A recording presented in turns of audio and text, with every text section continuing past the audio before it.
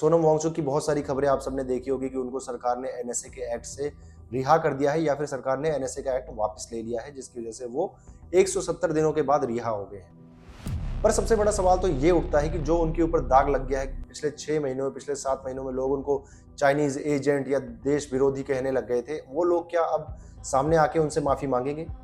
क्योंकि इतने brilliant scientist, इतने ब्रिलियंट टीचर, इतने ब्रिलियंट इंसान को सरकार ने जेल में डाल के रखा है 170 दिनों तक।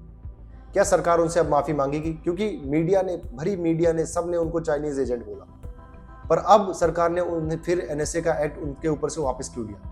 एनएसए का एक्ट दोस्तों पता है कितना खतरनाक है, और वो कब लगता है? वो तब लगता है जब आप देश के लिए खतरा बनते हैं, जब आप देश के विरोध में आते हैं, जब आप देश विरोधी नारे लगाते हैं, जब आप देश विरोधी बातें करते हैं, तब आपके ऊपर जाके कहीं एनएसए लगता है। और इस एक्ट में आप 1 साल तक बेल के लिए काबिल ही नहीं होते हैं। सरकार आपको 1 साल तक बिना किसी लॉयर, बिना किसी बेल के जेल के अंदर रखेगी, आप बाहर नहीं जा सकते। तो फिर इतने बढ़िया टीचर जिसने देश दुनिया में भारत का नाम रोशन किया हो, जिसने आर्मी वालों के लिए ऐसे शेल्टर बनाए जो -30, -40 डिग्री तक उनको गर्म रख सकते हैं, तो फिर उनको जेल में डाला क्यों सरकार ने?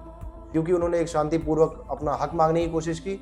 आपने 370 हटाया, आपने लद्दाख को यूनियन टेरिटरी बनाया, तो फिर उनके हक को आपको देने में क्या प्रॉब्लम है?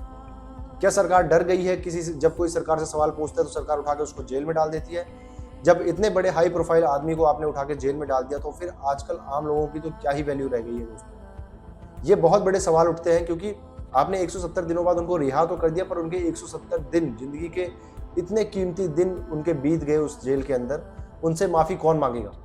आप मांगेंगी या फिर वो लोग जिन्होंने उनको चाइनीज एजेंट बोला, उनको चाइनीज समर्थक बोला?